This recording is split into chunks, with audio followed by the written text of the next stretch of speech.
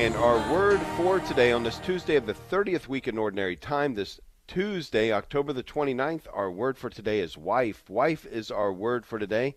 And here to talk about it, Kendra Von Esh. Kendra, I want to say good morning to you. And I want to say I prayed about this over and over and over again about the word for today. I know that it has some sensitivities for those of you who aren't aware. Kendra lost her husband. And so that has been a traumatic issue for you. But I really felt like today it was to give you the word wife and for you to take it wherever you felt the Spirit was calling you to go with it. I love it. I love it. Yes. I mean, can't change the past. And I've learned so much being a wife. And I just want to share with all the ladies out there and the men. I was no feminist. Let me just tell you that. But before God pulled me out of the pits of hell when I was 42, I was still with my husband. We almost didn't get married because I still had this idea that I'm my own person. I was the breadwinner.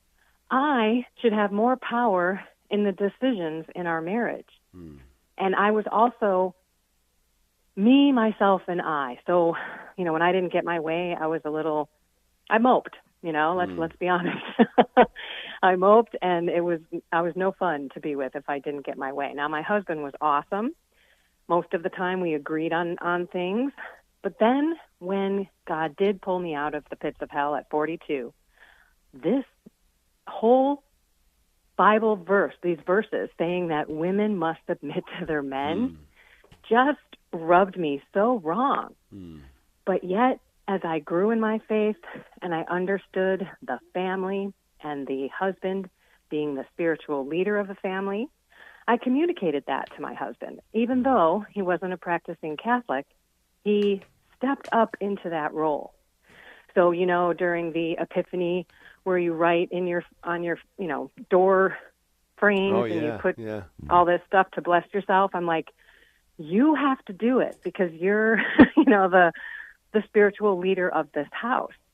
And slowly but surely, God spoke, through my husband a lot. Clear and concise. So ladies out there, if you hear your husband say 5, 6, less than 7 words to you about something, think that, this might just be God speaking through him. I'll give you one example.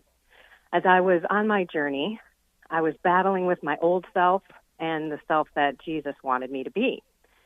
I'm going to tell you, I had a little bit of a potty mouth. Not a little bit, a whole lot. Every other word was the F-bomb. And I'm out in the world, and I'm trying to work on my swearing. But then I was home, and I didn't. I mean, I was just the same old person. And my husband, bless his heart, he turns to me and he says, hey, you can't be 2 people, one at home, one out there. And I was like, don't you want the old me here? I really struggled to cut away from who I used to be, who he married, who he knew for, 20-something years, or I should say more like 15 years before my life changed. So, women, as we go down this path, we have to turn to our husbands, even though we don't like it. Even though sometimes we don't agree with that decision, doesn't mean that we have to be a doormat. We can honestly provide our opinions and then look to him to make the call. I got to ask you two, how is it with your wives in terms of submitting to your decisions for your family? Yeah, I shared in my segment, and I've always found it to be true that, yes, the husband is the head, but the wife is the neck. And so wherever that neck goes, that head better go, because I truly believe that the Lord entrusts women in a particular way with wisdom, and the husband needs to listen. And so, yes, we have our role to play, but boy, we better listen to the sensitivities of our wife. Yeah, and as a husband, you learn much more from the wife than the wife learns from the husband in most cases. So listening and then forming that, unison decision makes a huge difference. But yeah, it's always been, if it comes to a final word, you do have to lead the family. Absolutely. One more thing. As we think about it, each one of us are different. We come to the marriage with something more emotional, maybe, thinking about people's feelings, and you guys come to the marriage more of the protector, the doer, and together when we do make decisions, just like you both said, nobody gets kicked to the curb.